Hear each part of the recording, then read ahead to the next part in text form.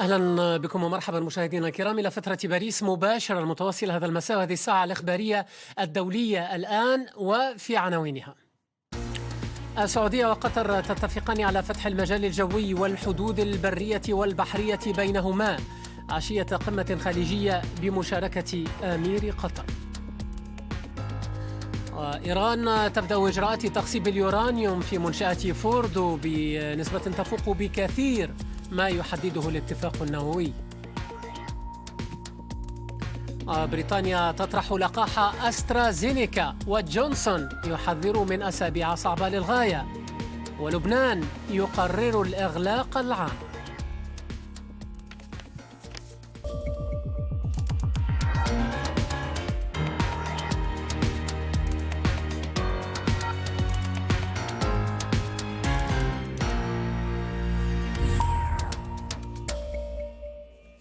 أهلا ومرحبا بكم مشاهدينا الكرام إلى هذه الساعة الإخبارية الدولية. أعلنت الكويت أن السعودية ستعيد فتح أجوائها وحدودها البرية مع قطر بعد أكثر من 3 سنوات على الأزمة الخليجية، وذلك عشية قمة دول مجلس التعاون الخليجي التي تعقد في المملكة بمشاركة أمير قطر. فوزي بن جامع. جانبا يضع الفرقاء في الخليج صفحة الخلاف. تقول الكويت المحايدة إن اتفاقا جرى بين قطر والمملكة العربية السعودية لاستئناف العلاقات وفتح الأجواء والحدود البرية والبحرية بينهما، إضافة إلى وضع حد للأزمة الخليجية التي بدأت في 5 من شهر يونيو عام 2017. بناء على اقتراح صاحب السمو الشيخ نواف الأحمد الصباح أمير البلاد المفدى حفظه الله، فقد تم الاتفاق على فتح الأجواء والحدود البرية والبحرية بين المملكة العربية السعودية ودولة قطر. فيما رحبت تركيا بالخطوة الخليجية، تأمل الكويت في أن تكفل القمة التي تعقد في مدينة العلا بالسعودية إنهاء الخلاف وعودة العلاقات إلى طبيعتها في الخليج. وقالت الدوحة إن تميم بن حمد آل ثاني سيرأس وفد بلاده للمشاركة في قمة مجلس التعاون الخليجي.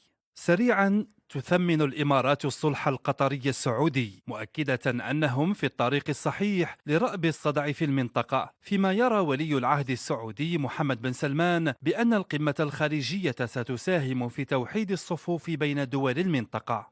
قمة مجلس التعاون لدول الخليج العربية ستكون جامعة للكلمة وموحدة للصف في مواجهة التحديات التي تشهدها المنطقة.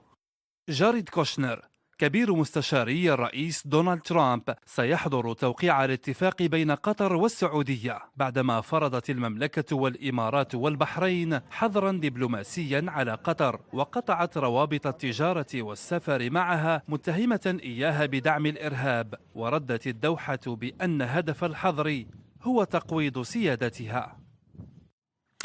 الآن مشاهدينا الكرام من الولايات المتحدة مراسلنا علي برد. علي أهلا بك ومرحبا. مسؤول بإدارة ترامب يؤكد تحقيق انفراج أيضا في الخلاف الخليجي مع قطر والتوقيع غدا بحضور كوشنر.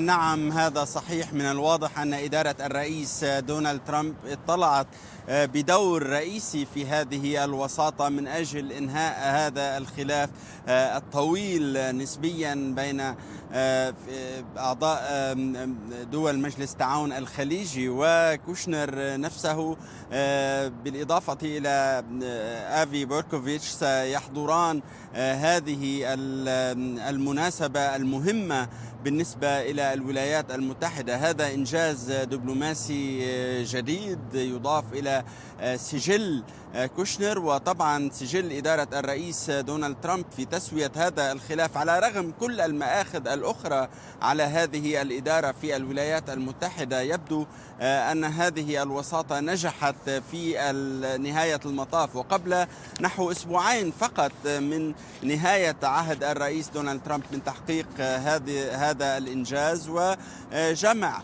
هذه الدول الخليجية مجددا. وهناك طبعا ظروف استثنائية تمر فيها المنطقة وأخطار جمة، ولا سيما لجهة التوتر المتصاعد بين الولايات المتحدة وإيران.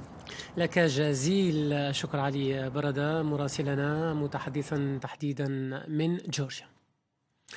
أعلنت إيران بدء إجراءات تخصيب اليورانيوم بنسبة 20% في منشأة فوردو، وهي نسبة أعلى بكثير من تلك المحددة بموجب الاتفاق النووي المبرم بينها وبين 6 دول كبرى في 2015. ربح خالتي. هي خطوة جديدة من جملة إجراءات تطرق إليها قانون أقره البرلمان الإيراني الشهر الماضي ردا على مقتل العالم النووي فخري زادة، إذ أعلنت طهران بدء الإجراءات الأولية في مسار تخصيب اليورانيوم بنسبة 20% في منشأة فوردو، وهي أعلى بالكثير من تلك المحددة بموجب الاتفاق النووي.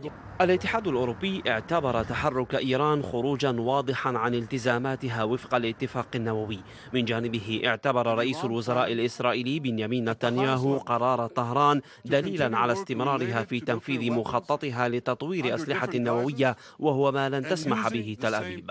وكانت إيران قد حذرت من أن أي تعاون إقليمي مع إسرائيل ضد أمنها القومي سيواجه برد واضح من دون تساهل، متهمة الرئيس الأمريكي المنتهي ولايته دونالد ترامب بالسعي إلى اختلاق ذريعة لشن حرب.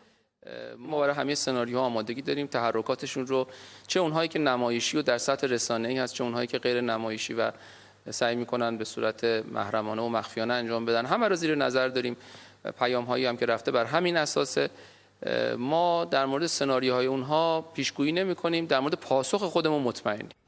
حدة التوتر في مياه الخليج يبدو أنها تزيد أكثر فأكثر بعد أن احتجزت بحرية الحرس الثوري الإيراني ناقلة نفط ترفع علم كوريا الجنوبية على خلفية مخالفتها القوانين البيئية البحرية حسب تعبيرها.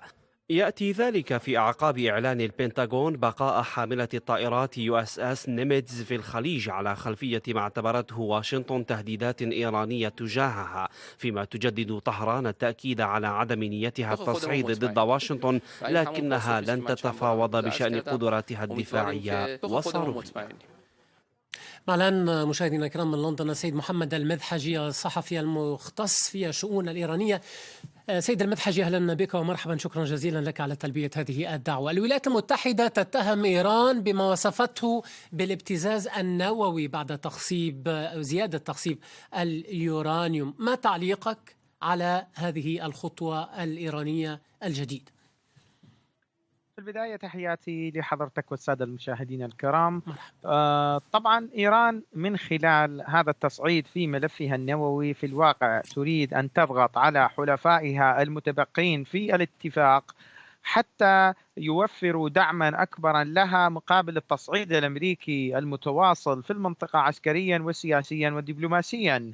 والآن الولايات المتحدة تحضر الترتيبات في المنطقة، خاصة المصالحة الخليجية لضم قطر وتركيا إلى المحور التي تحاول بناؤه أمريكا ضد إيران وتضييق الخناق على إيران ومن خلفها على الصين التي تعمل على مد مشروعها المسمى بطريق وحزام أو طريق الحرير الجديد.